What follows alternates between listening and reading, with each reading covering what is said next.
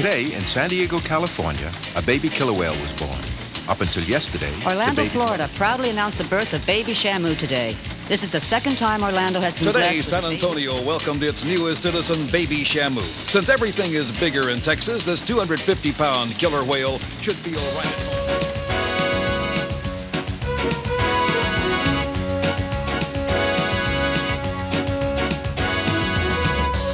And tonight, from the shores of the Pacific Ocean in San Diego, California, you're about to enjoy a most unusual and unique television experience.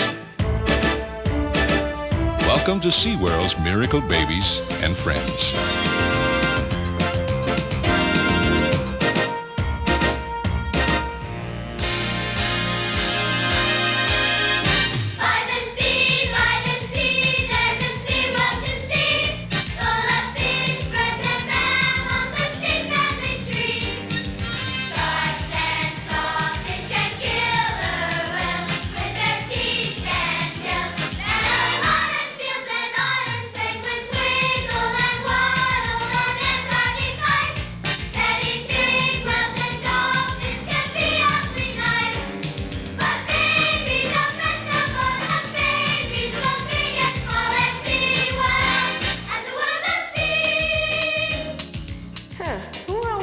And how'd they all happen to know the same song?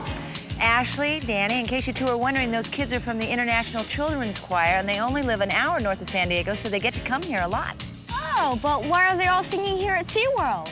Well, whenever they see or hear something that excites them, they just can't help themselves. They get carried away and they burst into song. Boy, they're gonna be exhausted by the end of the summer. After all, it's only June. June, just because it's June. SeaWorld's Miracle Babies and Friends stars Joanna Kearns from Growing Pains and Danny Pintaro from Who's the Boss. With kids from the International Children's Choir, Joanna's daughter, Ashley, baby Shamu, her relatives, and friends. We love to be beside the sea where we can see inside the SeaWorld. See the world of sea. Oh, great. Here comes my friend Frank Toohey, who's been kind enough to lay out an itinerary for us so that we get to see everything. What does he do? He's an aviculturist. What's that? Well, that's someone who studies and works with birds. In fact, Frank's the curator of aviculture. Hi, Frank. Hi. This is my friend, Danny Pintaro, and my daughter, Ashley. Hi. Now, why is it Danny has to see everything in one day? Oh, well, I was supposed to do a school term paper on an animal subject, and it's J-U-N-E already. What took you so long getting started? Oh, well, there are so many really outstanding animals around, I didn't want to make a hasty decision I might regret for the rest of my life. Let's see. I didn't want to hurt the feelings of the ones I didn't pick. How about this? I don't know enough interesting stuff about animals to fill a flea's ear, not to mention a term paper. Well, I can understand that. You can? Sure. As a kid, I never thought much about animals, but after a while, I really became interested in them. And now I love them all. The birds, the fish, the mammals. In fact, I just plain love my work. Joanna, here's a list of things to see and a map. Ooh, Frank, this is a lot. Well, why don't you start with Shauna here, our Miracle Babies expert, and see how it goes. Whoa, great idea. Let's see how it goes.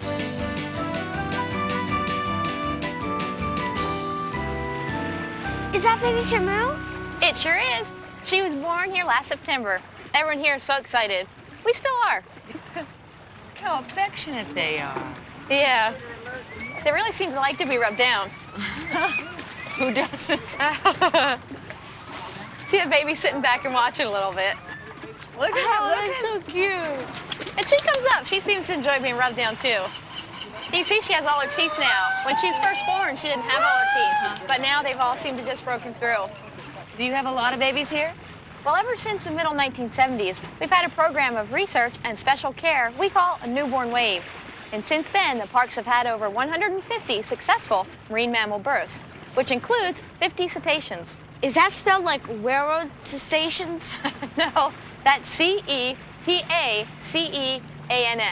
They're the whales and the dolphins. Oh, I knew that. Our newborn wave first crested in 1985 at our park in Orlando, Florida. There it is. Every time it's coming up farther.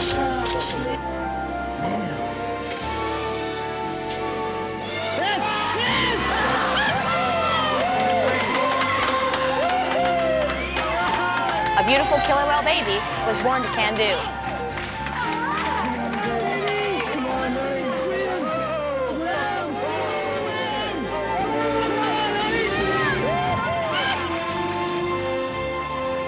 Three Septembers later, in 1988, another killer whale mother was expecting right here in San Diego. In case it became necessary for a diver to be in the water at the time of birth, we got her used to a diver's presence. And we trained her to get into a position where her baby could feed easily.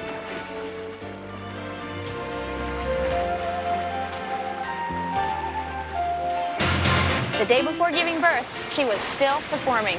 I don't think expecting human mothers should try that, even if they're not pregnant. Danny, if they're not pregnant, who are they expecting? Little boys now.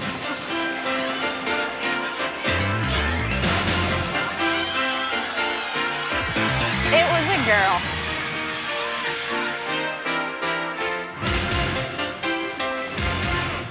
And in the next 2 months, 2 more baby girls were born. One in San Antonio, Texas, and another in Orlando, Florida.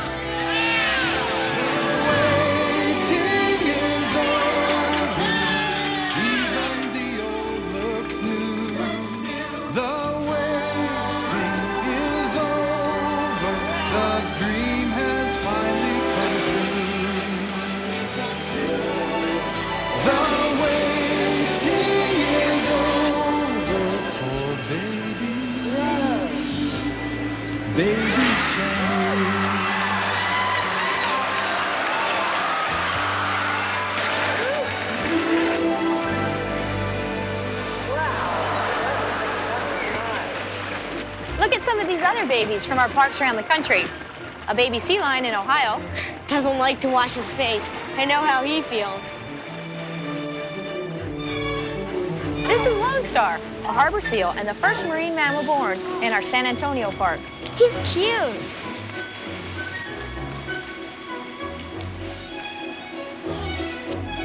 A manatee mother and baby at the Orlando park. Aren't they also called sea cows? That's right, Joanna. Hey, I know what family he's from. You're right about the family. It's a shark called the chain dogfish. But since it's laying an egg, we have to presume it's a she. Turtles! Right, turtle hatchlings. And they have plenty of brothers and sisters. This is a bottlenose dolphin baby feeding. It always amazes me how those babies come into the world knowing how to swim. That's true, but then look at this. A newborn Andalusian colt trying to get up and walk at our boardwalk and baseball park. That's the way I look when I swim.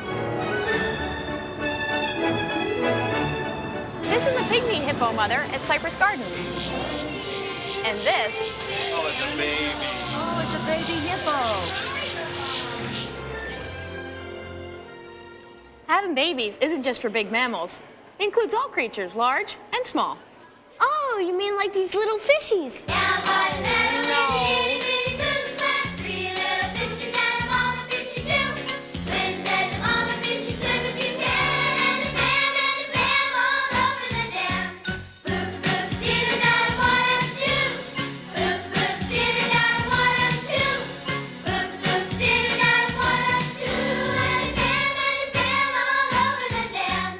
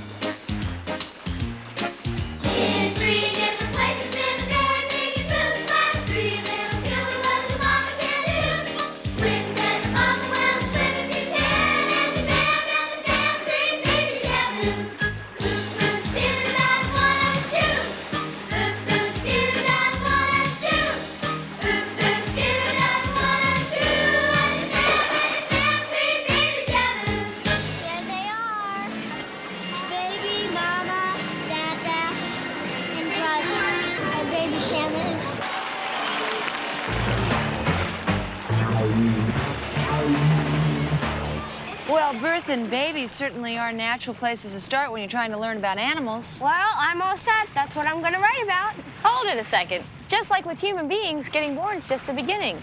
They're still learning, playing, growing, lots more. Well, I can see if we're going to cover everything, we're going to have to split up now and then. Well, how would I know about the things I don't get to see? I'll take notes for you. Well, print clearly. I don't have to print. I can write in longhand. I just hope I can read in longhand. Ashley and I will join Frank Toohey at the bird area. And Daddy, can you handle the sharks? Me? Sharks? Piece of cake. Well, Shauna, let's go. Oh, I'm not going. We have an aquarist to tell you about sharks. Aquarist? Fish expert. Hey, if you're not going, I'm not going. Suze, would you take over? Sure. Hi, Well, Daddy. hi, I am going. After all, a good aquarist doesn't grow on trees. See you later, gang. Bye, Danny.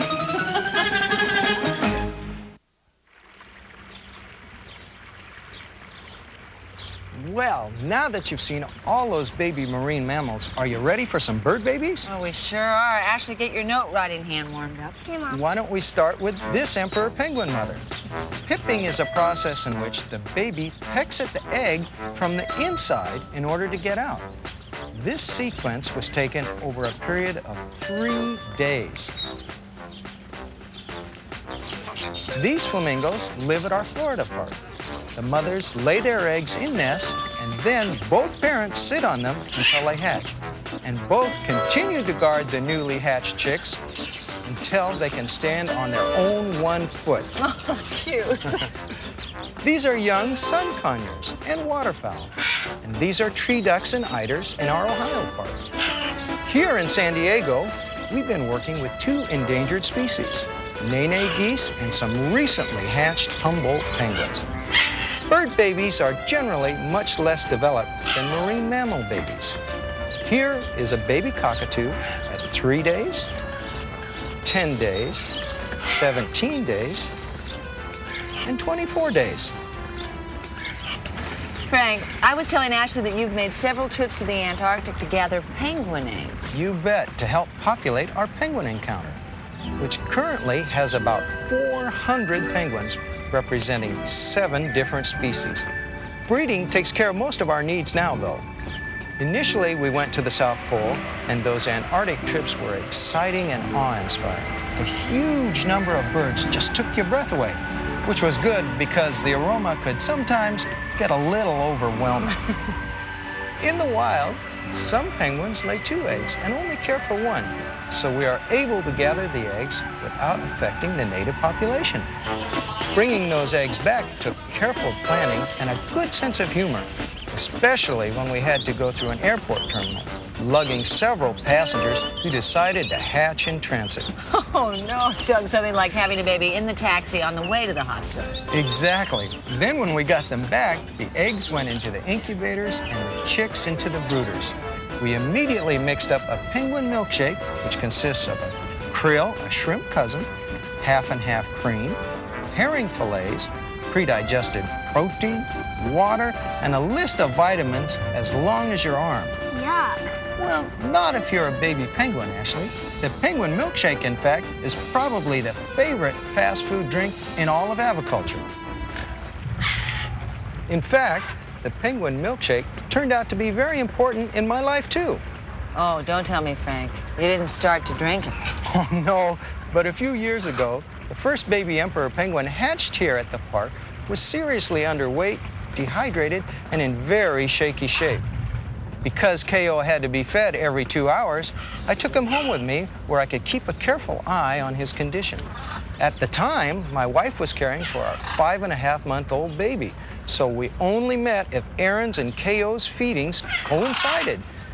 KO made good progress, though, and eventually graduated from milkshakes to solid fish and went on to become a leading citizen of the penguin encounter. By the way, Frank, did you name the little penguin KO because he was a good fighter? Well, not exactly. He was having a certain gastrointestinal problem that called for a speedy remedy, hence the name KO. I don't understand. KO was just his first name. Well, what was his last name? Pectate. I knew that.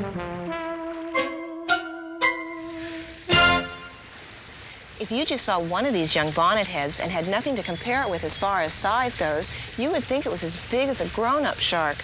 They're so exactly like the adults. Oh, well, these are a nice, manageable size. Let's go in and see the big ones.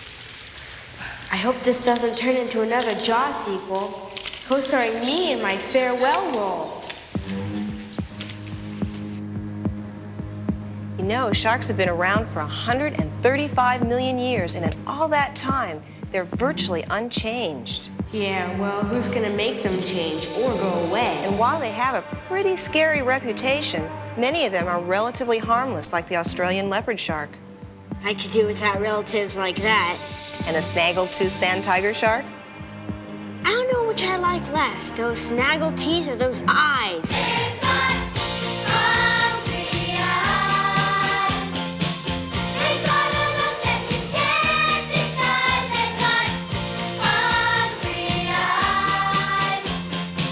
This is the bull shark, which I must admit is quite ferocious and can be dangerous to man. We also have brown sharks, nurse sharks, and a couple of 11-foot-long sawfish, a close relative of the sharks. Sometimes we have to get in the pool with the sharks. Oh, don't say that. Well, we're in the pool, but not exactly with the sharks, because we use a big net for separation while we're cleaning the windows or doing some maintenance. It's probably just accidental, but every now and then a shark may hit the net. It tends to keep us on our toes. Even with flippers on? Even with flippers on. Now I'm going to take you above the pool so you can help us feed the sharks. Feed? Oh, here he comes. Watch out, what lips do you have? Oh, here he comes. He's a man-eater. Thanks! Oh, here he comes. Watch out, what lips do you have? Oh, here he comes. He's a man-eater. Danny, we feed the sharks twice a week. And as you can tell, we feed the big ones individually so we know what they eat, and then we mark it over there on the post. Are you ready? Would you like to go? I wouldn't if I were you. I know what he can do. He's standing there. He could really If rip it's in your the water a world little bit below the surface, then their mouths can get it a little bit easier. All right, let go. Good. Good job. Let's try that again.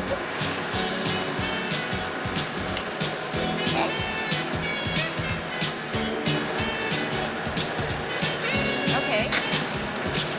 Hey, this is great, but oh, I just remembered I have to get over to the Animal Care Center to meet the Joanne. Hey, thanks, it was great. Tongs a million. Bye. Ooh, I think I took a wrong turn.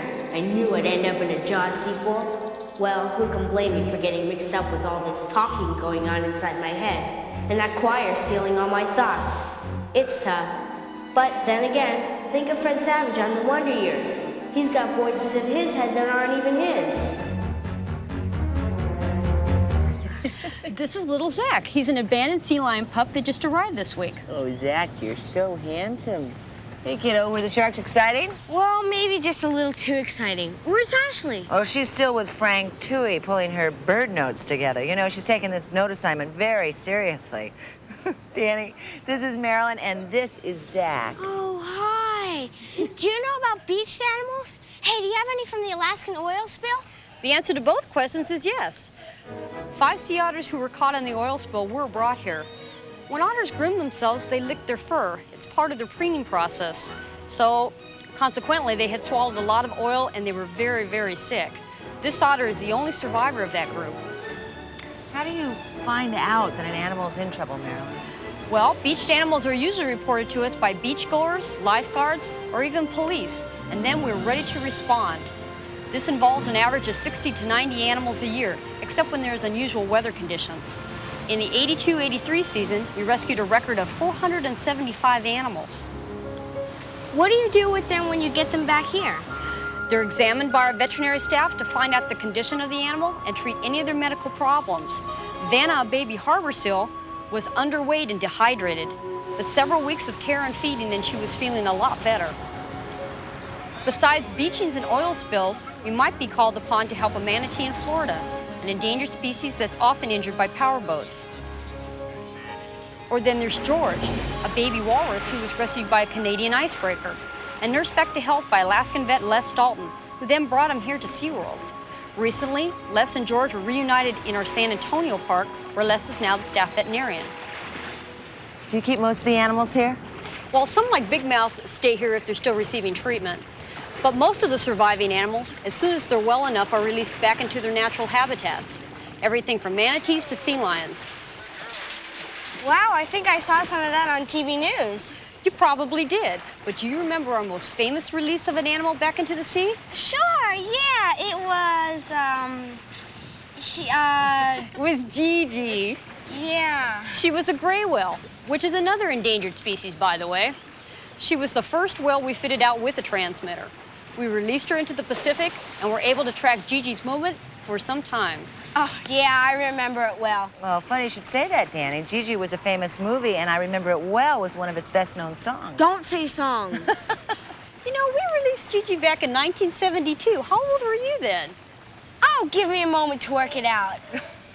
Oh, I think I'm in trouble. I think you are, too. In 1972, you were -4. Help me out. Okay. Well, Marilyn, here's what I think happened.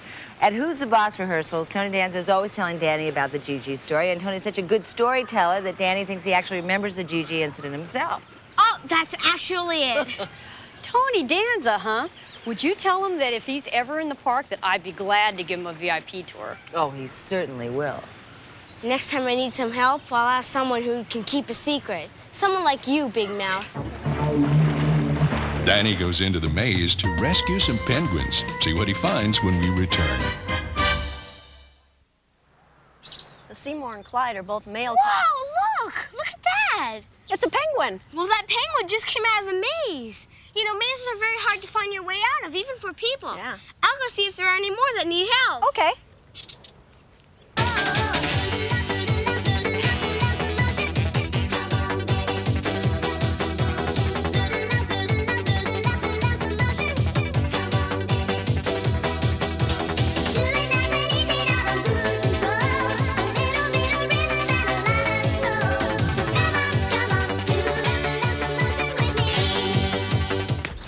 That was fast. You're a good mazer. Did you find anything? Nothing. Well, don't worry. Young marine animals grow much faster than human children. They get big quickly and can take care of themselves. Come on. Boy, they sure do grow fast. But what happened to the feathers?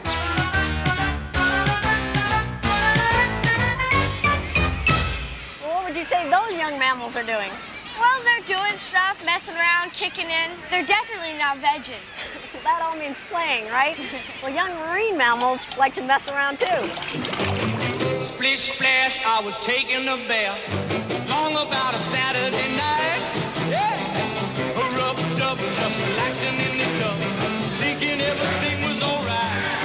Well, I stepped out the tub, put my feet on the floor. I wrapped the towel around me and I opened the door. And in a splish splash, I jumped back in the bath. Well, how was I to know there was a party going on? There was a splishing and a splash, reeling with the feeling, moving and a grooving, rocking and a rolling. Yeah!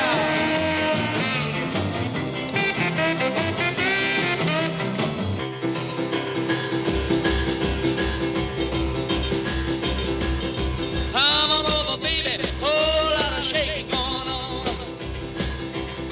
Yes, I say come on over, baby, baby, you can't go wrong. We ain't faking, whole lot of shaking going on. Now let's go one time. Shake it, baby, shake it. Shake it, baby, shake it. Ooh, shake it, baby. Come on, baby, shake it, baby, shake it. Come on over, whole lot of shaking going on.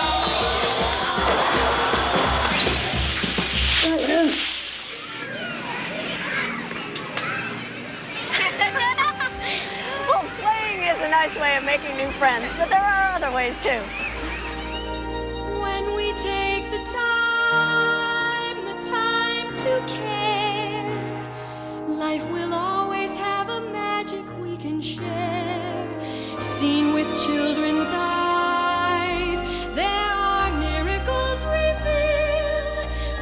fantasy so real for us to see, forever free when we take the time.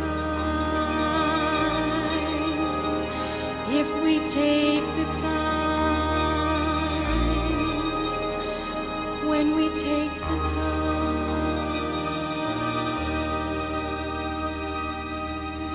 Do two animals ever become friends? Oh, yes. You know, one of the best examples of that is the friendship that developed between Bubbles, a pilot whale, and Cooper, a common dolphin. He was a rescued animal.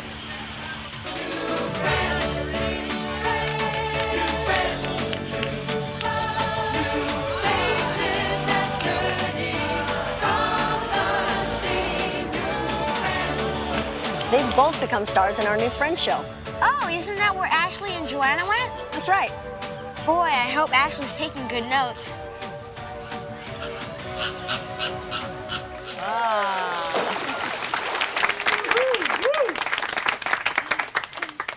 This is a rehearsal of our new Friends show, which features various whales and dolphins, a group of unusual animals that we've brought together for the first time. Oh, what a wonderful idea, Jeff. Sort of a cetacean spectacular. Cetacean? Very good, Ashley. This is Nikki and Asia.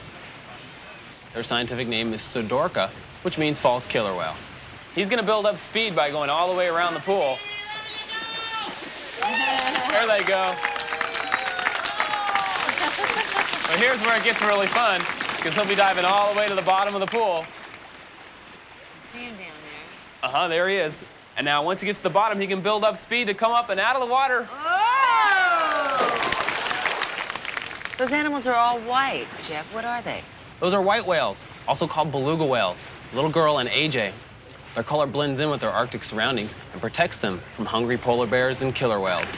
They're one of the very few whale species to have movable necks. Who's that? That's Bubbles. She's a Pacific pilot whale. Her large bulbous head helps her use sonar, which locates food and other objects by sound and echo. And look at her sickle-shaped pectoral flippers. They're good for turning, stopping, or waving hello.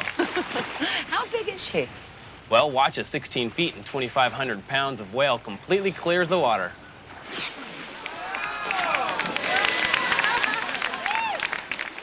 Now, these are white-sided dolphins. There's Jump, Jet, and Lucky. And over to the other side of the stage is Cooper.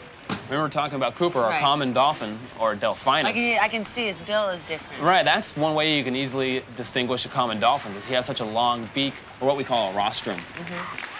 Oh, showing off.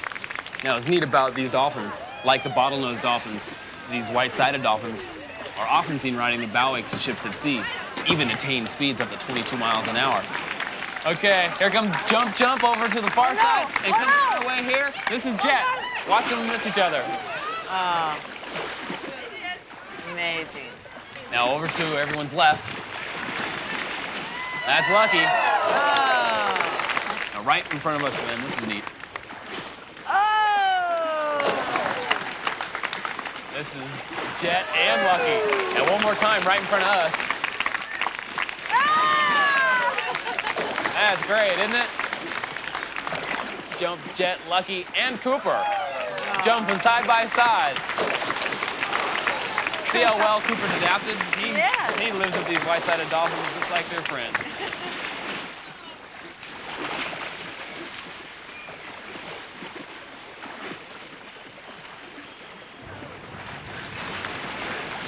Here we go. Watch the dolphins. They're going to make a jump in the far corner of the pool. And this is appropriately called a human hurdle. Now a jump or a bow in this corner. And right over the trainers again.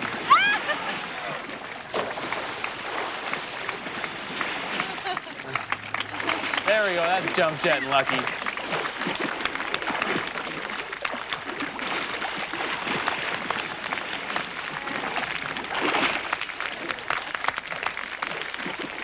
You know, considering the fact that these animals are from different oceans of the world, to have them working side by side in the same environment is very exciting.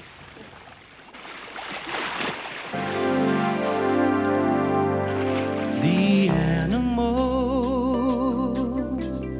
of the sea are different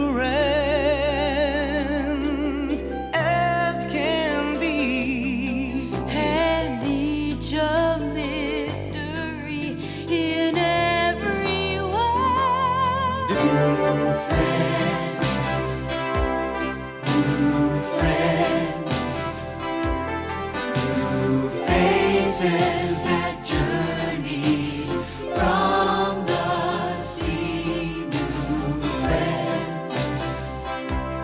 New friends, greeting you and greeting me, each one special as can be.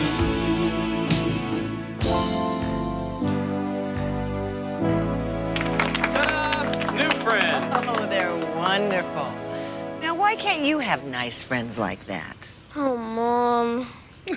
Coming up, Joanna and Ashley meet some delightful dolphins, and Danny dances with Seymour the sea lion. You've probably noticed, Danny, that as far as growing up is concerned, animals are a lot like humans. Well, let's see, Suzanne. They get born, they get taken care of, and they play. What else? Well, there are a lot of schools here. Schools of fishes? Well, besides those, there's a lot of learning and training. We'll start with the Commerson's dolphins. Okay. Okay, come on.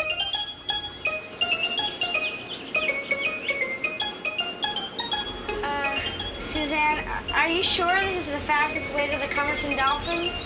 Well, it's the most scenic. Okay, John, cue Jacob. Okay, go get your light. Okay, Jacob's on the way.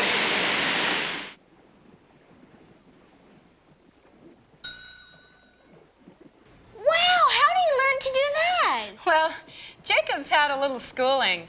Jacob's is an interesting story. Commerson's dolphins are found off the coasts of Argentina and Chile. So the birth of Jacob in 1985 here in San Diego was a very special event. The first time a Commerson's dolphin had been born in a marine life park. Several more have been born since then, but Jacob is still the best pupil of all. Brutus is another youngster who is learning fast and well. He was rescued off Alaska as a pup. He grew up here in California with another young walrus, Takina, and is now in Ohio, training in the shadow of Wally, a 2,000-pound parent figure. Marine mammals, like baby Shamu, learn from their mamas. Part of this process is imitating the mother's behavior. Soon they may allow a trainer to touch them, and then they're making a turn with mama, and a spectacular leap, which clearly calls for a bow.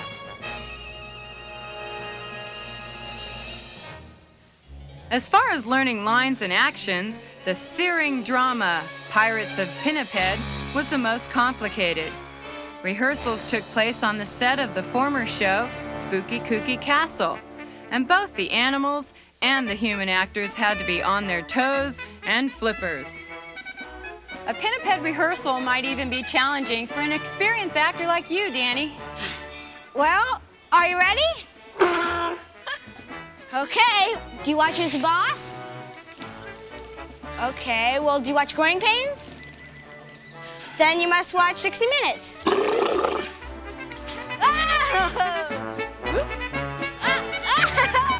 more time.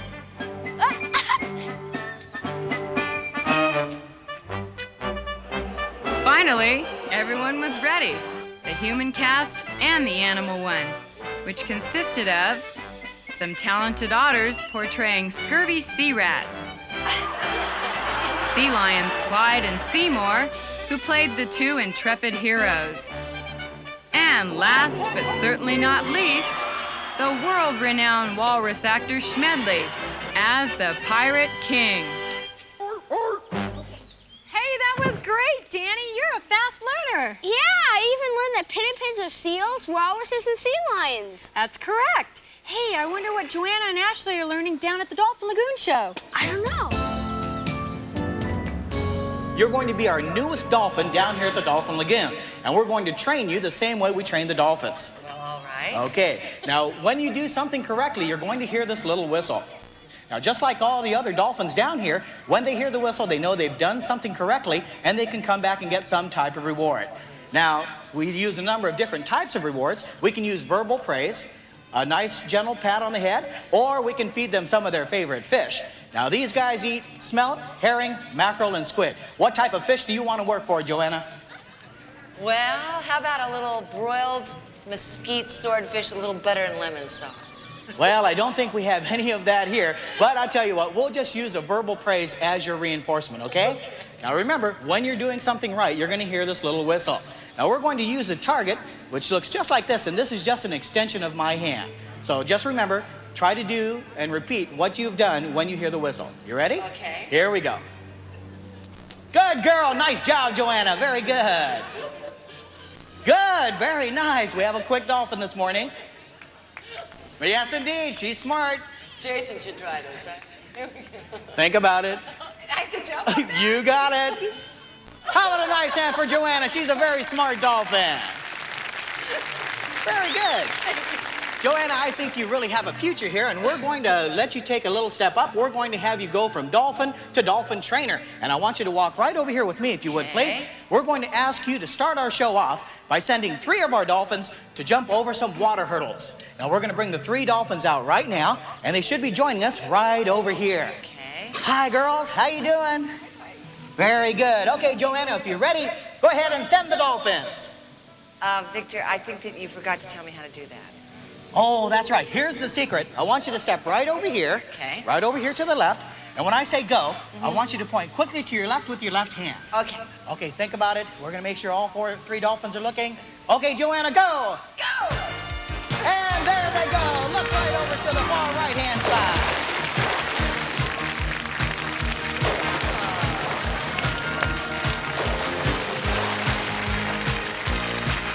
Good job, kid. Yes. As you can see, folks, it's a lot of fun working with the dolphins down here at the Dolphin Lagoon, and no one seems more fascinated by dolphins than children. Well, I think you're talking about my daughter, Ashley. Well, why don't we bring her out here right now? Okay, Ashley. Hi, Ashley. Have you ever met a dolphin before?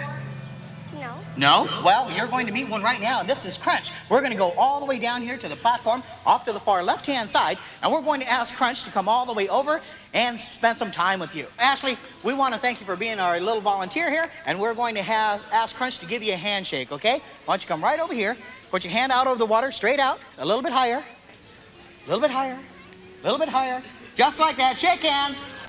Very good. How about a nice hand for Ashley Kearns? Thank you, Ashley. Shamu, Can-Do, and Baby Shamu put on a show for Danny, Joanna, and all of you after this.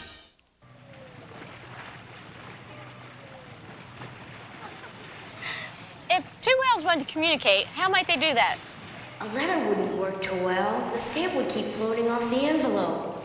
How about a wheelogram? Right. Right. Here's how they could do that. These are called lobtails and peck slaps. These sounds make a loud noise that can be heard for quite a distance. So perhaps that's a form of communication between the whales. Can whales make any other sounds? Sure. Whales use their blowholes to make a wide variety of sounds. Now, these sounds can be heard above the surface of the water.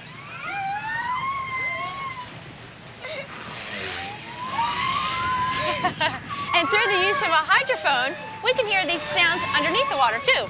Car phones are dangerous enough. If you enter a hydrophone, you could drown. In the last few years, we've started to use computer technology to produce tones that the whales can distinguish and respond to.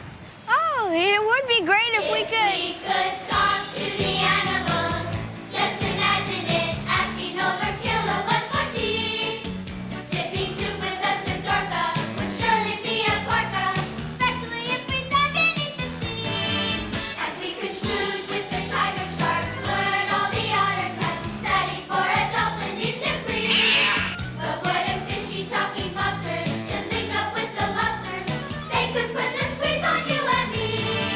We could converse.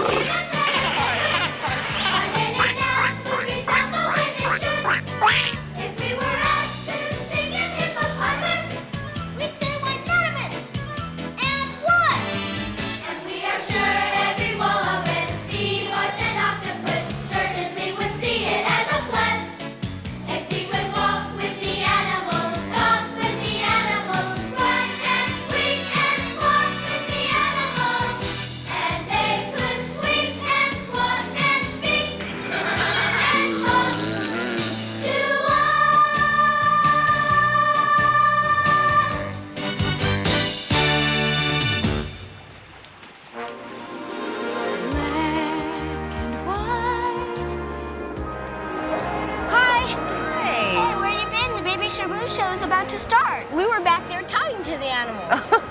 You know, Danny, I've been thinking, you play a child on Who's the Boss. I play a mom on Growing Pains. We're both actors, that's our job. I wonder if doing a show feels the same to Baby Shamu and Mama Can Do. Well, from what we can observe, they seem to enjoy everything about it, including the audience reaction. And they don't have to learn new lines every week. Well, listen, the show's about to begin. I gotta get going. Okay, thank you. Bye-bye. Bye-bye. Ladies and gentlemen, whale trainer Shauna Corin.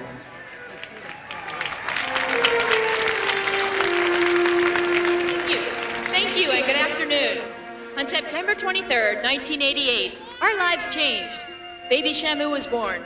Although her birth seems like only yesterday, we waited 25 years for that special day to arrive. And now, we can't wait any longer to share our joy with you. Ladies and gentlemen, along with trainers Jim Clark and Kelly Van Bockert, Can Do and our newest addition, Baby Shamu.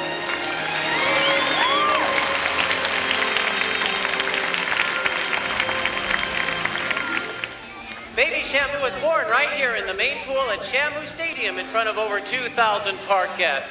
Well, although we think of Baby Shamu as small, at birth she weighed 250 pounds and was over 6.5 feet long. Well, today we estimate Baby Shamu to weigh over 800 pounds and she's 9.5 feet in length. And when she reaches maturity at the age of 14, Baby Shamu could weigh well over 8,000 pounds and reach a length of over 22 feet. Like all cetaceans, Baby Shamu was born able to swim. As she grows and develops, she will eventually be capable of generating an incredible amount of power and speed. And joining us to demonstrate how killer whales can swim fast, ladies and gentlemen, the star of SeaWorld, Shamu.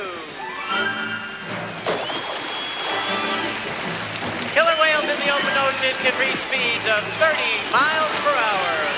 That's right, Jim, but most people don't get a chance to see killer whales in the open ocean. But right now, everyone can watch as Shamu and Can Do really pour on the speed.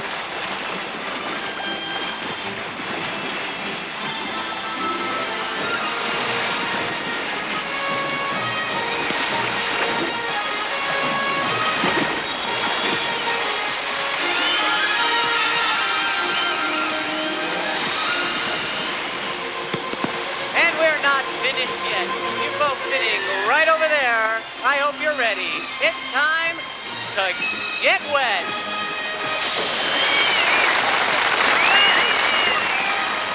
Watch each end of the pool for a sighting bow. As Shamu and Can Do dive down to attempt a brand new procedure. We call it a double vertical spin. Ladies and gentlemen, boys and girls, Shamu and Can Do.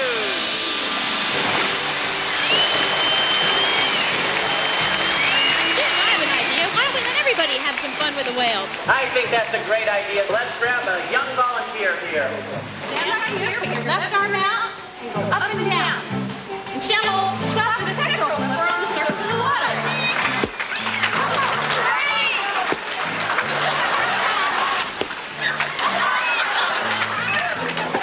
Okay, now what I need you to do, stand right here. Now do a big head shake, yes. Real big. Okay. You like that one, didn't you, Shamu? Okay, now do a big head shake, no. Real big. Okay. Now I want you to stick your tongue out. Try that one more time. Good job. Right now, Jim is preparing to enter the water with Can Do.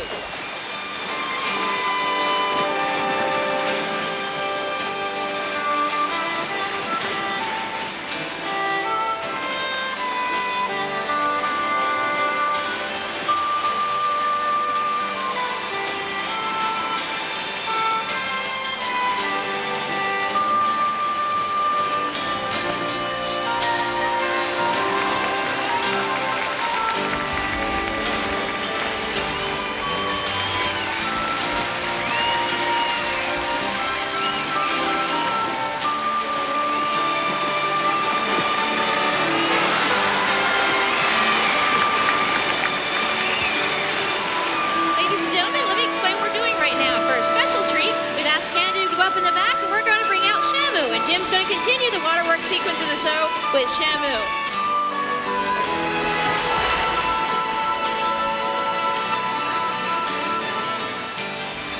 Jim and Shamu are about to do something we call a spy hop.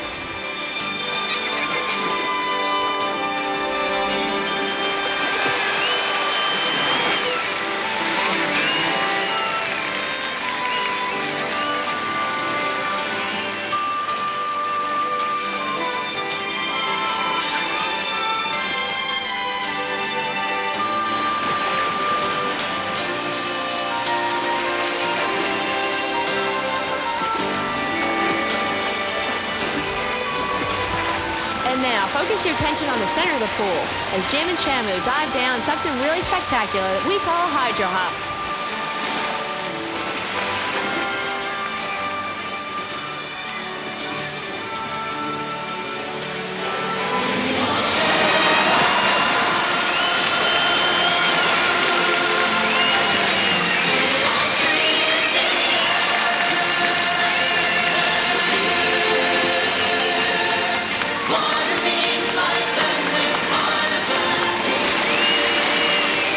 Ladies and gentlemen, from our family to yours, have a great day at SeaWorld. Bye-bye.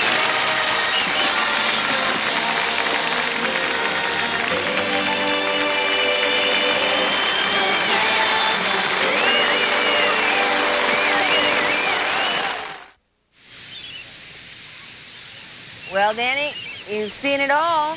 The births and babies, the care and feeding, the rescuing and releasing, the learning and playing, the growing up. And you've met whales and sharks and seals and dolphins and otters and walruses and penguins and geese and flamingos and all kinds of assorted fish. So now, which one of them are you going to write about? None of them. None of them? After all that? Well, more like all of them. I want to write about working with the animals, about being an agriculturist or an aquarist or an animal care specialist. Or what? I agree with him. Well, I'm glad you made your choice, and I must admit, I'm truly flattered. Well, thanks for all your help, Frank. Well, you're more than welcome, and come again soon. Oh, we will. Okay. Is tomorrow too soon? Thanks again, Frank. Okay. Bye-bye. Bye-bye. And Baby Shamu's friends want to say goodbye to you.